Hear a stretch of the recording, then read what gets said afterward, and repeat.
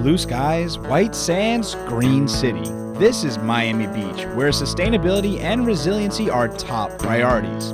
Up next on Greenspace, learn how Miami Beach is working towards protecting the environment.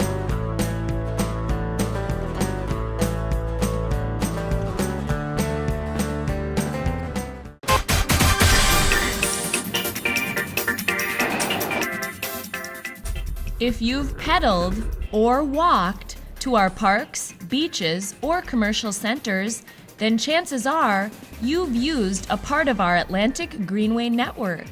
It's a fancy name for the city's master plan of all interconnected bike and pedestrian facilities.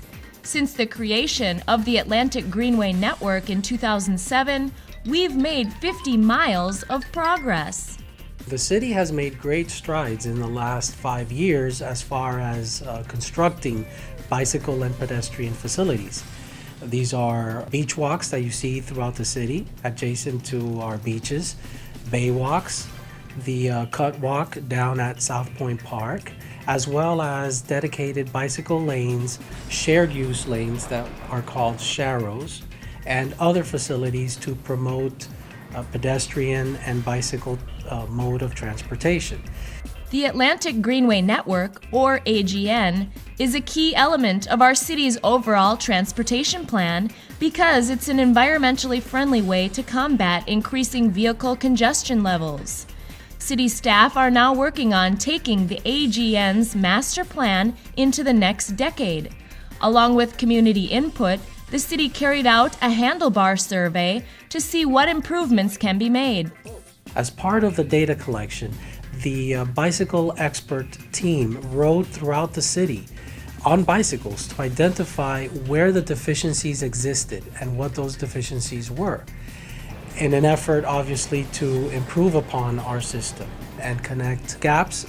The new master plan will continue to coordinate efforts of the city's environmental division, Office of Capital Improvement Projects, as well as county and state roadway projects to further enhance our network of safe and clean walking and bike paths and trails.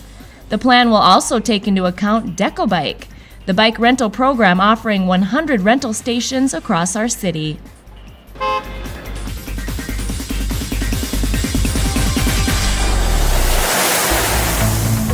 This meeting of the minds is called Dutch Dialogues. The city of Miami Beach is consulting the Netherlands on potential strategies for flood control. Why Holland? Well, a good percentage of the Dutch population lives below sea level. The European country has built a massive system of dams and pumps over the centuries to keep everyone dry. Here's Dr. Frans van de Ven with Deltaires in the Netherlands. One of the most important technologies is stormwater handling technologies to retain and store and slow down the stormwater drainage. In a flat area like this, it's very hard to make water flow, so creating retention is obligation number one, I think. Miami Beach held a seminar with Dutch officials along with the University of Miami to discuss methods that might help our city and other South Florida communities vulnerable to rising sea levels. We are already doing many things to plan for this predicted rise of our ocean's surface. Miami Beach was the first municipality, possibly in the nation, to incorporate sea level rise in our stormwater master plan. In fact, as a city, we're currently overhauling an aging drainage system with more pumps, higher seawalls, more storage for storm runoff, and measures to keep seasonal high tides from flooding streets and neighborhoods. Many of these measures are underway now, and our city's working hard to expand these efforts to make sure sea levels rising do not take us by surprise in the future.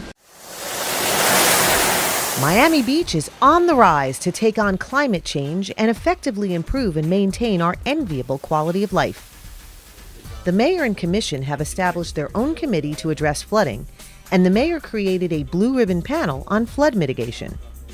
This panel is comprised of members of our community who have the backgrounds and knowledge to guide the city in the implementation of a comprehensive flood management plan. The mayor's instructions to the Blue Ribbon Task Force were very clear. dry the streets out. And that is what we're going to do. As recently as 2012, the city initiated a stormwater master plan that was one of the first to consider sea level rise. And because of its flexibility, they have been able to make modifications to the system.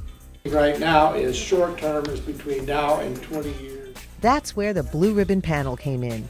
Based on current data and their recommendations, the city updated the design criteria to reflect current sea level projections. The first thing we did was we increased the level to which we were going to design this new system to not only account for the highest tides, but to also account for future sea level rise. New pump stations are designed to pull larger amounts of water off the road. Electrical panels on these pump stations will be installed at higher elevations, and the city insists that all new pump systems must be designed with the flexibility for expansion. Nearly 60 new pump stations are proposed to be installed over the next 3 to 5 years. This is how those pump stations work. Rainwater makes its way off the street through the inlet drains that lead to the pump stations. The water runs into a detention box, so named because it stores the runoff water so that sediment can settle to the bottom and the water can be treated. Next, the water is pumped through the pump station, which conveys the water into a valve box and then through a vortex chamber that further separates any remaining solids before pushing it out to open water. Some of the water is dispelled through outfalls, like this one.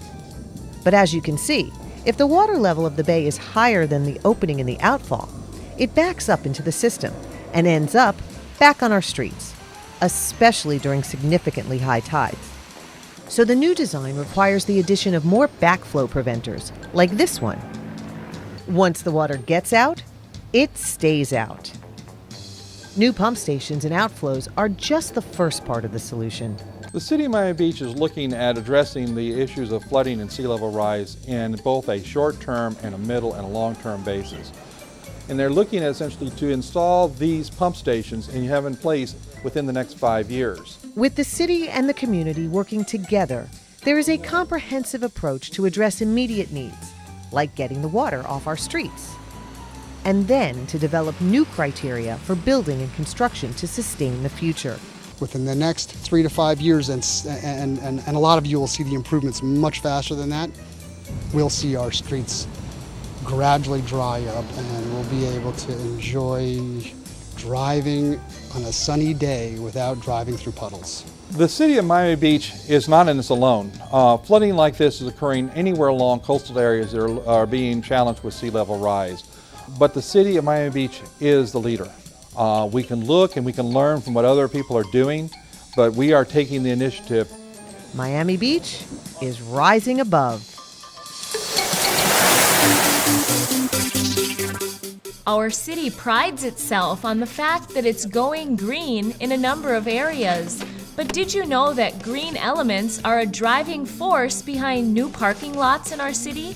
CIP recently completed the parking lot at 10th and Washington. This parking lot incorporates a lot of green elements that we're trying to add to help reduce our environmental footprint. Located across from the Wolfsonian FIU Museum, the city lot was recently redesigned by our Public Works Department, with the remodel carried out by our city's Office of Capital Improvement Projects. Betsy Wheaton is our city's Environmental Resources Manager. So the parking lot at 10th Street includes a number of green elements such as LED lighting, Florida-friendly landscaping, as well as additional green space. So that there's more green space than originally there. At the same time, they were able to, with the redesign, add 2 additional parking spaces. Along with more room for vehicles and more green space, the lot also features permeable concrete, which helps manage stormwater, preventing runoff from making its way into the storm drains. The parking lot has more green space, so there's more grass, there's more planters, there's more trees. So there's more green surfaces as opposed to concrete. However, the parking lot does incorporate permeable concrete where the parking stalls are actually located. The city is working on greening up 4 public parking lots, including some precautions for the tiniest of residents who make their home on our beaches. All parking lots close to the ocean are getting amber lighting, which is considered turtle safe. We have threatened and endangered sea turtles that nest on our beaches from March until October every year. So by incorporating turtle-friendly lighting, we know that we're not going to be disturbing those nesting turtles and their hatchlings. Miami Beach residents like Laura Lafata finds her garden plot flourishing with fresh herbs. So I have things like Vietnamese coriander. Over here we have chervil. I've got some lemon thyme. I really wanted a garden because I live in a high-rise condo. I have a balcony that doesn't get any sun, and I missed growing fresh herbs. At the Victory Garden in South Beach, it's gardeners like Laura and Tony who understand the growing seasons and conditions of South Florida and are happy to share it with others.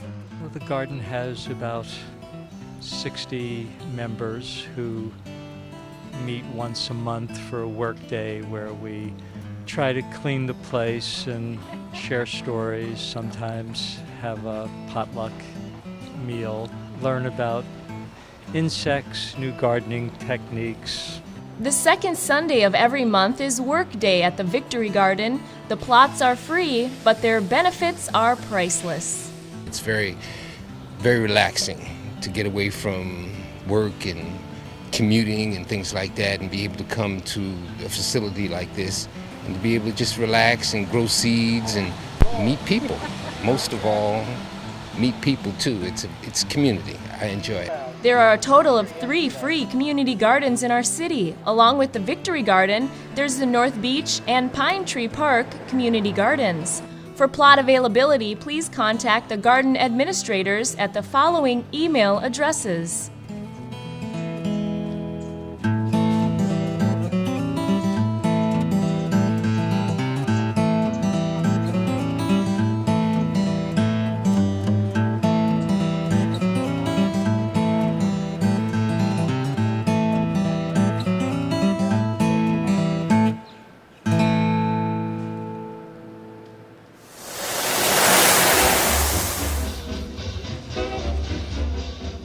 This Frenchman picks Miami Beach for his holiday every year because our city offers him a chance to freely enjoy our beaches with our sand-friendly wheelchairs.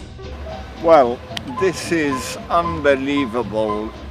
I leave my own wheelchair and I take this, which I have baptized a tank, which is a wheelchair for the beach. And I can go wherever I want. It's unbelievable. The Miami Beach Ocean Rescue Division of our fire department offers manual and electric versions of the wheelchairs. As you can see, that they are nice big wide tires which allow them to go through the sand and up and down the beach.